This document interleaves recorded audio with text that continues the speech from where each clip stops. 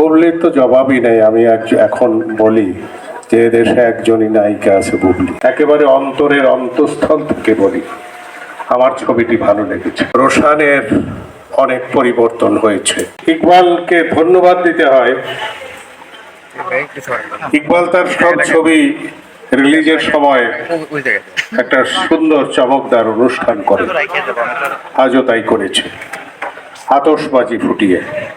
আতশবাজি ফুটিয়ে সম্ভবত কেউ এদেশে চলচ্চিত্রের সূচনা করেনি, এটাই প্রথম।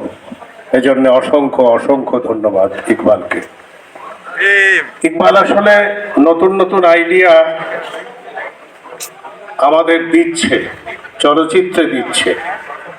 আমরা সেই আইডিয়া নিয়ে এগিয়ে যাব।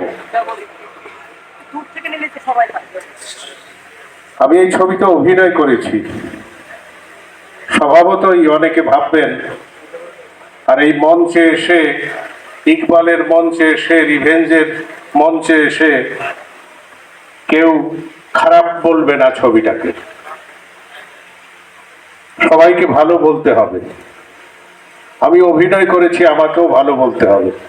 তারপরও বলি, একেবারে অন্তরের অন্তঃস্থল থেকে বলি, আমার ছবিটি ভালো লেগেছে। আমি সেন্সরে যখন দেখেছিলাম, সত্যি আমার ভালো লেগেছিল। এবং রোশানের অভিনয়ের রোশানের শুরু থেকে আমি জানি রোশানের অনেক পরিবর্তন হয়েছে। রোশানকে অসংখ্য ধন্যবাদ।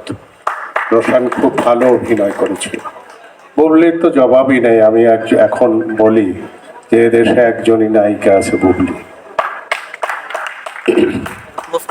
এই জুটিটা নিয়ে ইকবাল আমার মনে হয় মহাসমুদ্র পাড়ি দিতে পারবে। আমার মনে হয় ছবিটি ব্যবসা সফল হবে।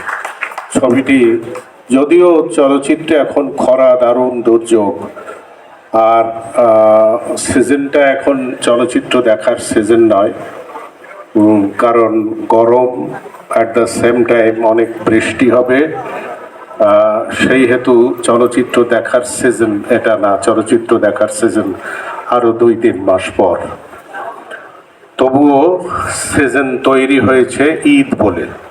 ঈদ 9 দিনের ছুটি আছে। অসংখ্য মানুষ বেকার বসে থাকবে ঘরে। আমি তাদের সবাইকে অনুরোধ করব, রিভেঞ্জ ছবিটা দেখবেন। দেখে বাংলাদেশের যে চলচ্চিত্রের খরা যাচ্ছে, বাংলাদেশে যে চলচ্চিত্রের অভাব যাচ্ছে, বাংলাদেশে যে ভালো চলচ্চিত্র হচ্ছে না, তার একটা প্রমাণ পাবেন যে হ্যাঁ হচ্ছে। তো একেবারে যে হচ্ছে না তা নয়, হচ্ছে। ইকবালকে অসংখ্য ধন্যবাদ। ইকবাল বেঁচে থাকুক অনেকদিন। ইকবালের নতুন নতুন আইডিয়া নিয়ে নতুন নতুন সিনেমা নির্মাণ করুক। সবাইকে ধন্যবাদ। আমি সব শেষে দিতে হয় অনুপম রেকর্ডিং এর মালিক আনোয়ারকে। সেই আমার জীবনের শুরু থেকে, সে দায়ীকে থেকে, সে এই ব্যবসার সাথে জড়িত, আমাদের মঙ্গল কামনা করে, সব সময় আমাদের মঙ্গল কামনা করে। শুধু তাই না, আমরা যখনই এই যে আমার দুটো পিকনিকেই যখন অনুপম রেকর্ডিং এর কাছে টাকা চেয়েছি, পাঠিয়ে দিয়েছে লোক দিয়ে, কিংবা নিজে এসে দিয়ে গেছে। অনুপম খুব ভালো ছেলে। অনুপমের জন্য দোয়া করবেন। অনুপম এই ছবির মিডিয়া পার্টনারের মতোই বলা যায়। অনুপম এই ছবির অনেক কিছু কিনেছে। অনুপম যদি বেঁচে থাকে, অনুপম যদি লাভবান হয়, তাহলে নিশ্চয়ই সে আরো অনেক ছবিকে অনেক পয়সা দিতে পারবে। সবাইকে ধন্যবাদ। খোদা হাফেজ।